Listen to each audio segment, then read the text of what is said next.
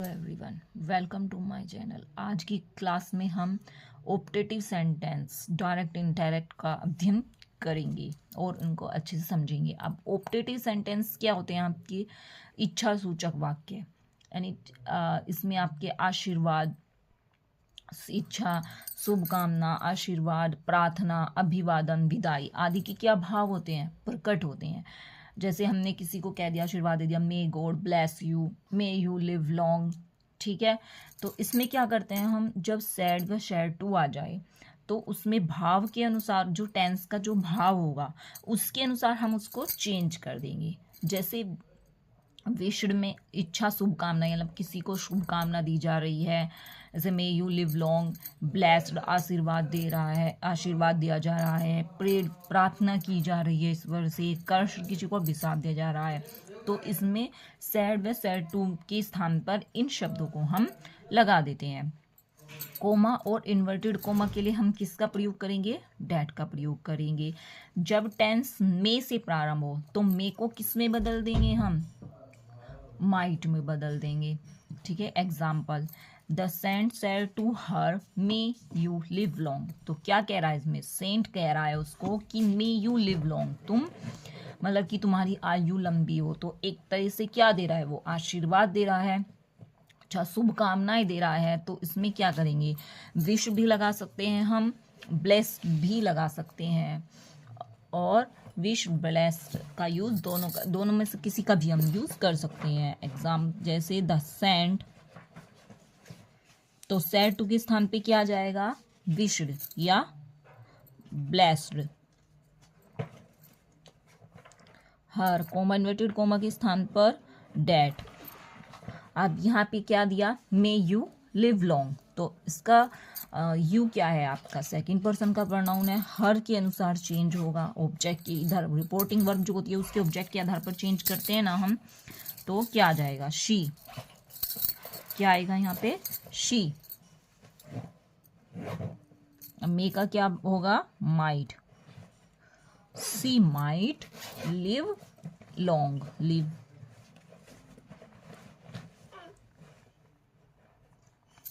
या अगर हम ब्लेस्ड लगाएंगे तो क्या हो जाएगा? The saint blessed her that she might live long. Next देखिए, the women may you die of cancer. तो ये क्या कह रहा है कि औरत जो है कह रही है may you die of cancer, कि तुम, भगवान करे तुम किससे मर जाओ? कैंसर से मर जाओ। तो यहाँ पे एक तरीके से क्या दे रही है वो? मतलब कर्ष, अभिशाप दे रही है। तो किसका भाव आ रहा है? अभिशाप का भाव आ रहा है। May you die of cancer, तुम, भगवान करे तुम कैंसर से मर जाओ। तो the women cursed, the women cursed that you second person का प्रोनाउन है। तो यहाँ पे कोई आपका ऑब्जेक्ट नहीं है। तो जब ऑब्जेक्ट ना, तो हम किसको मानते हैं? मी, हिम, हर, अस, मतलब इनको मान लेते हैं। तो हमने मी को माना, जैसे कि cursed that I might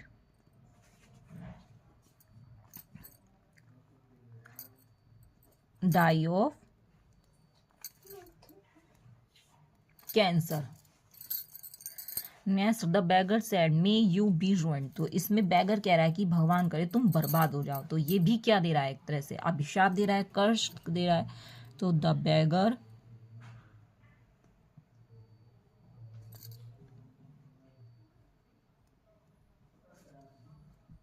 curse that. अब ये भी यू आ गया, तो वही अपनी ओर से हम यहाँ पे मान लेंगे, क्योंकि ऑब्जेक्ट यहाँ पे नहीं दिया हुआ है। तो मी, हिम, हर, आई, किसी को भी मान सकते हैं। तो हमने यहाँ पे सपोज करो हिम को माना, हमने यहाँ पे ऑब्जेक्ट क्या माना? हिम। तो इसके अनुसार क्या हो जाएगा? He might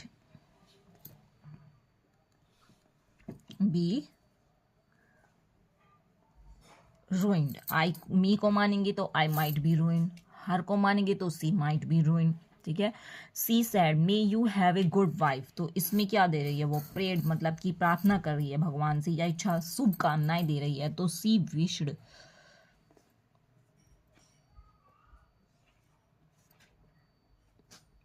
that. अब फिर यहाँ पे यू आ गया, तो क्या यहाँ पे वही ऑब्जेक्ट मान लेंगे, क्योंकि ऑब्जेक्ट नहीं दिया हुआ है। तो हमने जैसे कि माना, तो हिम को माना, तो he might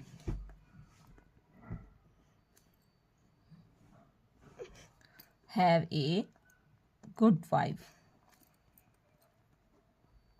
Sorry, had.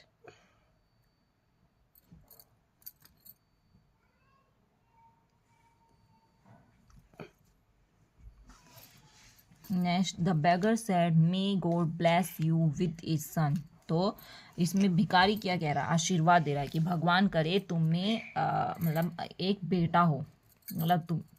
तो द बेगर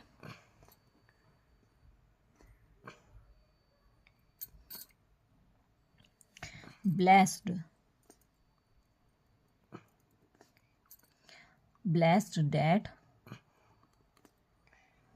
that he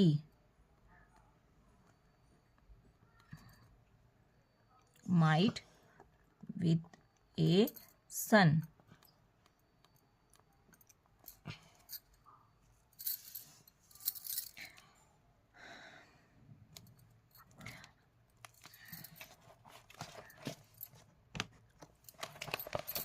आगे देखिए, अभिवादन व विदाई। तो यहाँ पे क्या है? Good morning, good evening, good day, happy Diwali. ठीक है। तो यदि जब आदि अभिवादन सूचक शब्दों के लिए हम किसका प्रयोग करते हैं? विश्ड का प्रयोग करते हैं। जैसे good night, good bye, farewell और बेड का प्रयोग करते हैं। मतलब अगर good morning, good evening, good day, happy Diwali आए तो विश्ड का प्रयोग करेंगे।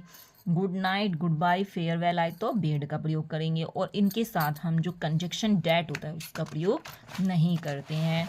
एग्जाम्पल देखिए अपने। Example, for example, Ritu said to me happy new year. तो रीतू क्या कर रही है? विश्ड, हैप्पी विश करी है। तो रीतू विश्ड मी। अब यहाँ पे कॉमा इन्वर्टेड कॉमा के स्थान पे क्या डेट नहीं लगाएंगे, बस डायरेक्ट ये आ जाएगा आपका happy new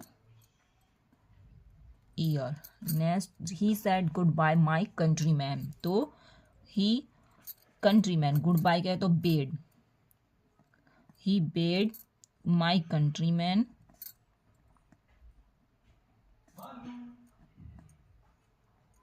good bye.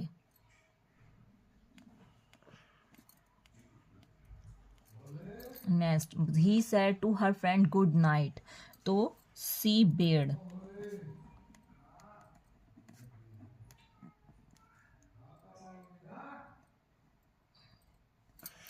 Her friend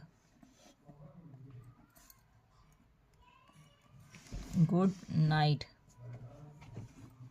next, he said to me good morning. तो she wished me, she wished me good morning.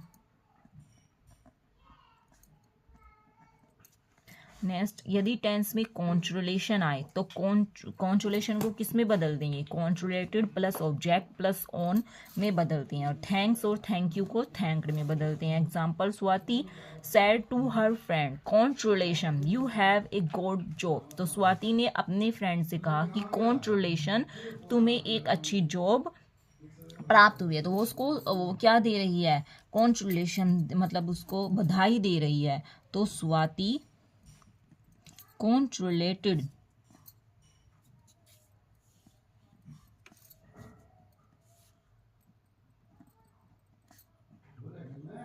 her friend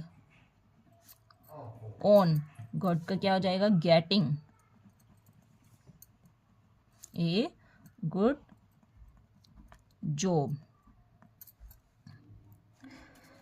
सी, अब सी said thank you very much for the gift। तो सी thanked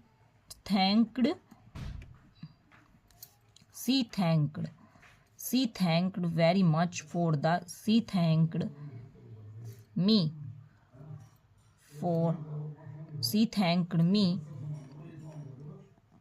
very much for the gift next देखिए, तीव्र इच्छा, strong Dzire आई, मतलब उसको प्रकट करने के लिए कहते हैं, जैसे आई वर, ओ डैड, वो डैड, ओवर। तो ये क्या हो गया, स्ट्रोंग डिजायर, जैसे कि मैं एक नेता होता, मैं काश एक चिड़िया होती। तो इस तरह की स्ट्रोंग इच्छा जो होती है, सैड टू को विश्व में बदल देते हैं और डैड कंजक्शन का प्रयोग नहीं करते हैं। और जो ये इच्छा सूचक डिजायर वर्ड आए हैं, if were, O that, would that, इन सबको हम हटा देते हैं। जैसे the girl said if I were the chief minister, the little girl ने इच्छा की काश मैं चीफ मिनिस्टर होती यूपी की। तो the little girl wished the little girl wished that I आया फर्स्ट पर्सन के अनुसार, तो इसके अनुसार she were the chief minister of UP.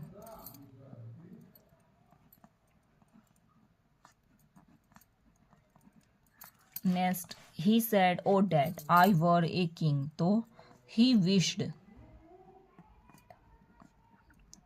That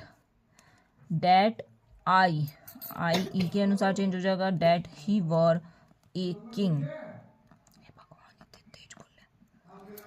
next, Ravi said would that I had not expected the invitation, तो Ravi wished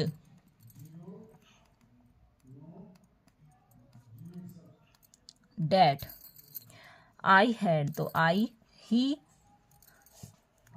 had not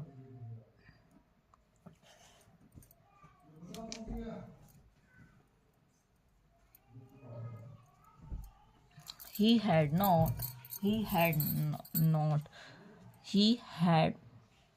not expected the invitation.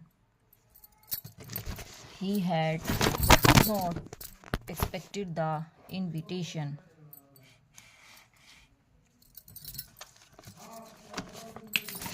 तो he had not expected the invitation, तो उसने क्या कहा कि उसने इच्छा